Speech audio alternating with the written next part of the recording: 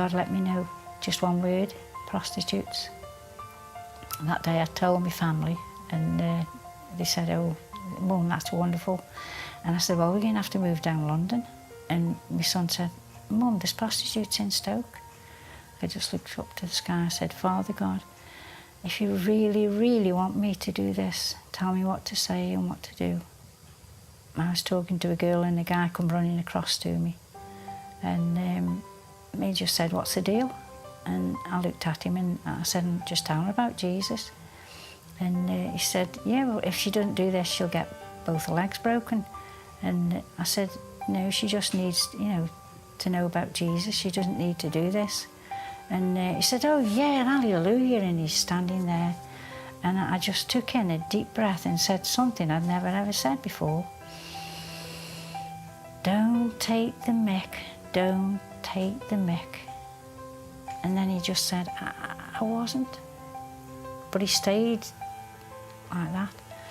So I was able to talk to this young girl and tell her all about Jesus, and eventually I walked off and I looked and he was still in the same, as if God had froze him. And then as I drove off, I looked in the mirror and he was still like that. And God was letting me know, you're safe, nothing will ever happen to you. Gail, we met down in Burslem, really offloaded her heart what had happened. She'd been to her sister's wedding and got home, and the guy she was with, she didn't want to inject him anymore because some people had died, and she says, I'm not going to be blamed for that, you inject yourself. So he beat her up because she hadn't injected him. A lot of them have never been away out to the potteries, they're just amazed with the sea. She got to Barmouth and looked and it was full of families and children and dogs, and it was just a sunny hot day. And she looked and she says, if I go there, can I get baptised? I says, yeah. And I said, get right under, because by now she'd got the socks and trainers off, running in, fully dressed, jeans, T-shirt.